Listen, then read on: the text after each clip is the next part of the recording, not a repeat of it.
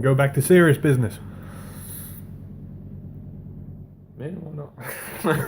It can't happen. Not often. So, people, this is the 28th of August. Yeah, it is. In storyline terms, Yeah. anyway. And we starting off the Brawn show. No. As much as we hope it would be the Brawn show. Monday Night Brawn. Monday Night Raw. Damn. And we kicked off with a battle royal. Oh, yeah. Miz had come out complaining that he weren't getting any respect, which is because he don't deserve any respect. Fucker. And and Kurt Angle says Kurt Angle's got an agenda against him, and he's had enough of it. So Kurt came out and said, right, we're going to have a battle royal to find out who's going to be your next opponent for the Intercontinental title. Oh, 15 men. Yeah, just trying to randomly remember them. You had the Good Brothers. Yeah. You had the Hardy Boys. Jason Jordan. Goldust. I think it was R-Truth. R-Truth was in there. Elias. Yeah. And you had the Miz Taraj. What was the point in that? They should have been banned from it. And I think Finn Balor was in it as well. he was. Finn Balor was. And Oh, and of course we can't not mention Kurt Hawkins extending his record. was Apollo Crews in it as well? Yeah, I think so. Yeah. And then you had a very weird looking, a very clean shaven Big Show. Yes. When he came out, I was like, oh my god, he looks like a big shaven baby. Yeah. It doesn't look right at all. And you also had the Hardy Boys. I think you said them. No. So, yeah. F that. Battle Royal, you know how these go. Manic, people flying over the top rope. We're not going to go into who eliminated who. We've been here all bloody day. Yeah. Like there, Kurt Hawkins was the first one eliminated by everybody. Oh, jeez. No, but a few notable ones. I'm trying to think, who eliminated the Big Show? Everyone. Oh yeah, it was Finn Balor and it was Finn Balor and the Good Brothers. Yes. They eliminated the Big Show. Which extends Big Show's Battle Royal record. But then unfortunately, Finn Balor didn't last too much longer because we had a special guest appearance from someone. Well, why wasn't he in the Battle Royal? Now he only goes for the main belts. Garbage. Bray Wyatt made a quick appearance, threw Finn Balor out of the Battle Royal, and he quickly disappeared. Yeah. Quick as that. How does he do it? Yeah, so I believe in the end it came down to Jason Jordan, Yes. Jeff Hardy, Mm-hmm. and the Miz Taraj. Yes. And I do believe Jason Jordan eliminated both of them, Mr. Rock. Yeah, Miz wasn't happy. And then very quickly after, Jeff Hardy eliminated Jason Jordan. That's a random decision. So yeah, Jeff Hardy's going to be challenging The Miz for the Intercontinental title. Can he become a 5-time Intercontinental champion? That many? Yeah. Jesus. And of course, mention that man we were missing, the Booker man. Oh, Because he man. was stranded in Houston due to the unfortunate circumstances of Hurricane Harvey. So, Where do they get these names from? oh, Hurricane Harvey. Christ knows, man. Oh, Christ. It's getting that bad. We're even naming storms over here now. It's ridiculous. Oh, don't you be dissing Storm Abigail. Oh, jeez. So yeah, so we had Jared Lawler stepping in for the Booker. Oh, I hope Santino ain't watching. Oh, you randomly mentioned him. He officially retired the other day. Wow, if you hadn't have mentioned it, no one would have known. He done a random indie show in Toronto or something, I think it was. Yeah, Best of luck in your retirement, Santino. Yeah. Best of luck in your future endeavours. You're fired. Yeah. Moving on in the show. Oh, we had some cruiserweight action. Oh, God. We had a certified G and a plastic Scotsman. Oh, God. No, Amdar. That's good, I like it. And we had Enzo Amore, hot off of his win on 205 Live. He's going to be challenging the king of the cruiserweights. That's not going to go well for him. I don't think he's going to be on the Neville level. No one's on the Neville. So yeah, this match wasn't too bad, but for my liking, I think Noam Dar got a bit too much offense in. Considering that Enzo's meant to be challenging for the title. Yes. It was a very short match as well. Yeah, and a very abrupt ending as well. So, I'm not sure what it's called, but Enzo done the whole dragging the arm down and drags his opponent's face onto the bottom of his boot. I don't know what it's called. No, that's... Arm drag to boot. I'm trying to... I think... Oh, was it? I think Layla might have used it as a finisher Yeah. years ago. And, yeah, that was enough for Enzo to pick up the victory. Right? Great start. Yeah. Uh-oh. Here's where business picked up, as JR used to say. We had a beast and an advocate come to the ring. And Paul Heyman done his usual intro and then said, "We're going to come here and run down Braun Strowman. We're here to praise Braun Strowman." Why? Paul was saying he's a worthy challenger for the Beast. It is? He's the one that deserves it. But don't think for 1 second Brock Lesnar's running away scared from him. He conquers people and he fights monsters. This is gonna be a fight. It is. It's going to be brutal. Brutal? Oh no. Oh dear. We're the Brutal Brothers. And we're brutal, I tell you. Oh god, they were awful. So, yeah, anyway. So Paul started to talk more about the match at No Mercy. And then Brock grabbed the microphone off of him and then he's like, oh god. Paul's face here. It's like, oh no, not again. Yeah, and he said, what I think Paul's trying to say is, Suplex City, bitch. And then Paul just looked at him. Yeah, okay. We'll go with that. We can get away with that. Yeah. And then they left the ring. That was the end of Brock's appearance. That's good. I wonder if he'll be on next week. Oh, and then building up to the tag team rematch, which is no doubt going to be happening at No Mercy. More than likely.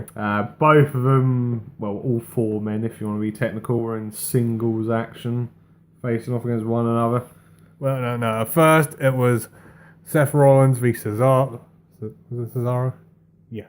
Yeah, that's our first match out of the four. And it was building up, but, interference, as you do. Countless interferences. And for some unknown reason, Cesaro picked up the win with a roll-up. Yeah. Sort of grabbed the tights. And then the impromptu match happened. It was like, no, we're not going to celebrate because you and I are going to have a match right now. Yeah. I was like, oh, okay. That's Ambrose and Sheamus now. So, yeah. And again, quite a few interferences. And then Cesaro caused a distraction. And then Seth hit his leaping knee. Oh, this was a good one. While the referee was distracted, you just saw Seth jumping from like halfway across the ring. Yeah. And then he hit the knee to Sheamus's head. And it was a dirty deeds. And that was the end of Shamo. The bar. The bar has been broken. Yeah, so I think all in all, Corbin, Ambrose and Rollins, I'm guessing, they're getting the upper hand so far. They need a tag team name. Don't call them the Shield. Uh, Or don't give them some stupid like the Bar. oh god. Oh god. Now this is pointless match number 1. This is brought up by a hashtag, which I absolutely hate. Women's Revolution. No, this was give Emma a chance. Ah. The whole point of the match was, if Emma wins, Mickie James has to send a tweet. You shit me. No, I'm not. Oh, That was the backstage segment. If Emma won the match, Mickie James had to tweet whatever Emma wanted. oh no. Whatever shall we do? A tweet. And I am not even joking. Jeez. This match was not a good showcase of the women's division. No. I mean, the match itself was okay, but just what was on the line was a bit pointless. So Emma picked up the win. I can't remember what with. I think she might have been with a roll. I was thinking roll up. Possibly with the tights as well. Oh, where she hit a sunset flip on her, apparently. There you go. And for reasons I don't know, Emma went up the ramp just constantly mouthing, give Emma a chance, or something like that. She grabbed the mic off of JoJo after the match and just repeatedly started saying, I started the women's revolution. That's the one. Yeah. Just, yeah. So, yeah. Okay. But if you follow Mickie James on Twitter, you might have seen something, unless they were saving it for next week. Wouldn't surprise me. I don't know. Now, on to the major talking point of the show. Eesh. The promo. Oh, jeez. It was supposed to be the contract signing for the epic match at No Mercy. Superman versus Super Cena. Yeah. Now, a lot of people have noted why this match is taking place at No Mercy when it's a WrestleMania type match. Not to mention they were heavily building it up for WrestleMania, but for reasons unknown, they've decided to do it. Let's go, screw it, we're doing it now. They could have at least dragged it out till Survivor Series. Yeah. But there you go. So, you know, the usual contract signings, how they go. Kurt Angle came out, brought out the two people. And how can you describe this? Very, very awkward and uneasy to watch. Yeah. I don't know if it was the way they planned it, but this seemed to go way off script. Yeah, way off script. And I'm not sure if Vince approved this promo, and if he did, what the hell was he thinking? Yeah. Think about the point now, I don't even know who was worse out of this. Maybe give it a Cena a little bit, but they were getting proper personal, proper quick. Oh, yeah. Really quickly. I mean, some of the insults that were thrown here. Cena saying, like, it's taken you 5 years to learn how to do a good promo. Yeah, and then was it he basically insinuated they've got to bring me back because you can't do your job, Yeah, that was one of them. being the face of the company. And I wouldn't be surprised if Cena gets a nasty phone call from a man in Death Valley. Yeah, because Calling The Undertaker a washed up old veteran with a bad hip. That's low. yeah, and then because Roman tried making the point to him, I've done something you haven't ever done. I retired the Undertaker. So yeah, and it was an awkward watch. It really was. So I would love to know how much of this was actually scripted and not scripted.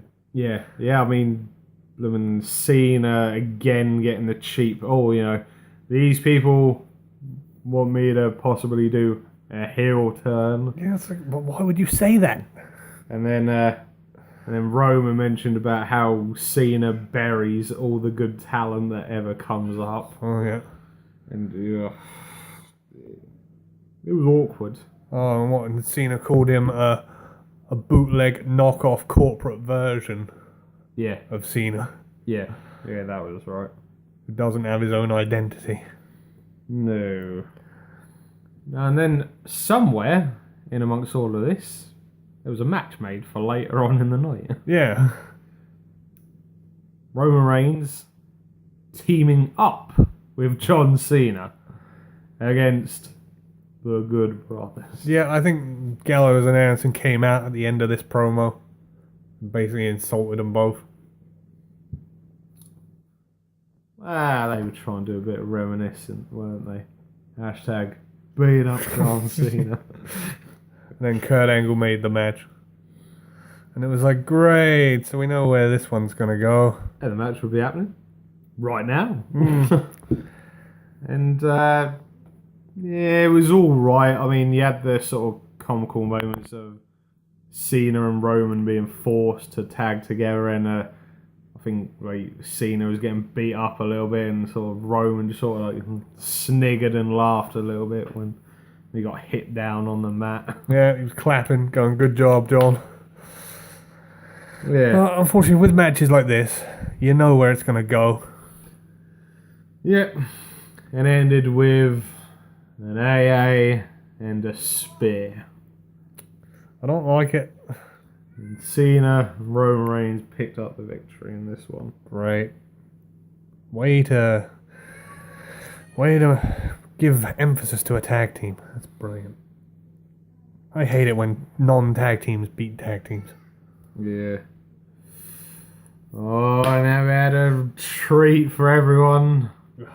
We were in Memphis, so Elias had a special performance for the crowd. Yeah, a new song for the people of Memphis. And then Jerry Lawler interrupted Elias and said he had somebody to introduce to the crowd. Oh no.